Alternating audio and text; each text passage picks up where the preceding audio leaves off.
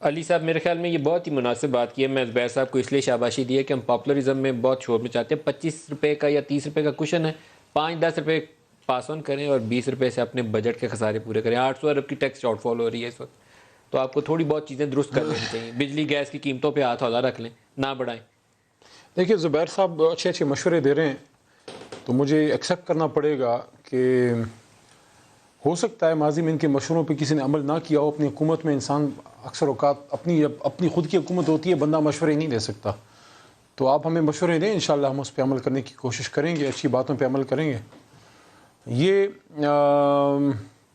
میرے خیال میں بالکل رائٹ اپروچ ہے, کیونکہ اگر ملک پہ مشکلات ہیں, ایک مشکل دور سے گزر رہے ہیں, تو یہ بھی ذہن میں رکھیں کہ ضروری نہیں ہے کہ یہ پرائسز ادھر ہی رہیں, کیونکہ یہ جو کچھ بھی ہوا ہے اب نارمل ہوا ہے.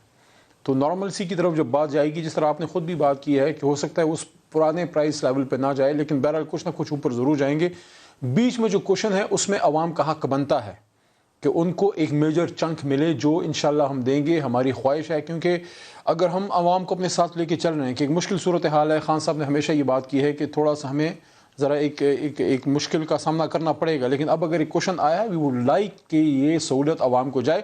ساتھ ساتھ یہ بھی ذہن میں رکھتے ہوئے کہ کچھ نہ کچھ وہ پیسہ جو ہے, جو ہمارا جو بھی چیزیں ہم اس سے بیلنس کر سکتے ہیں, آپ سرکل ڈیٹ کی طرف جاتے ہیں یا جو آپ کا بیلنس آف پیمنٹ جو بھی ہے, جدھر بھی ہم اس میں کوئی ریلیف دے سکتے ہیں. کیونکہ at the end of the day آپ نے عوام کو بھی سہولت دینی ہے, لیکن آپ نے جو آپ کی کمی بیشیاں ہیں اس کو بھی آپ نے پورا کرنا ہے. بہت سی چیزیں ہیں, ہر جگہ ایک ڈیمانڈ موجود ہے جہاں پہ آپ اس پیسے کو یوز کر سکتے ہیں, لیکن ہم وہ نہیں کریں گے جو ماضی میں حکومتوں نے کیا ہے کہ اگر فرض کریں پیسہ جو ہے آپ انٹرنیشنل مارکیٹ میں پرائسز کم ہوئی ہیں تو آپ سارے کا سارا اٹھا کے کسی ایک ایسے سیکٹر میں دے دیں جہاں آپ نے ایک ضروری خرچہ پورا کرنا ہے. ہم چاہیں گے کہ عوام کو اس کا ایک ظاہر ہے, جو ایک حق ہے, جو ان کا ایک سہولت بنتی ہے وہ دیں, کیونکہ مشکل دور سے گزرے ہیں, خاص کر جو لوور مڈل کلاس ہیں, جو سرکاری ملازمین ہیں. کیونکہ پرائس اگر بڑھتی ہے, کوئی بزنس مین ہے, کوئی جو کموڈیٹی بیچتا ہے, کوئی اگر انٹرپرینور والا ہے جس کا کچھ جو کوئی بیچ رہا ہے, جس کا کوئی اپنا کوئی بزنس ہے, وہ تو چلو اپنا بیلنس کر لیتا ہے, اپنے اس کی بھی پرائس بڑھ جاتی ہے. لیکن جو تنخواہ دار ہیں, جو لوور مڈل انکم گروپ کے لوگ ہیں, ان کو ایک مشکلات کا سامنا کرنا پڑا ہے.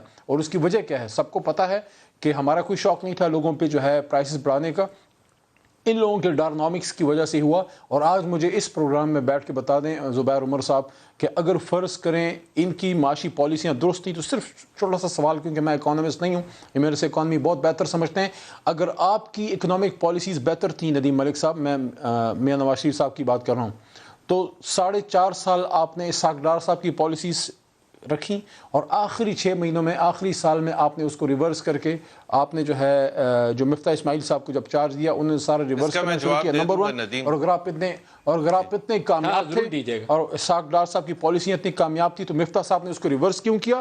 اور دوسری بات یہ ہے کہ جب آپ گئے ہیں تو خزانہ خالی کیوں تھا جب آپ اتنے کامیاب تھے؟ باقی آپ کے جو اچھے اچھے مشورے ہیں آپ میاں صاحب کو نہیں دے سکے, ہمیں دیں گے, ہم انشاءاللہ عمل ضرور کریں گے. ویسے ادر دین ایکسچینج ریٹ علی میرے پاس جواب ہے, میں دے دوں ندیم جواب؟ جی زبیر صاحب.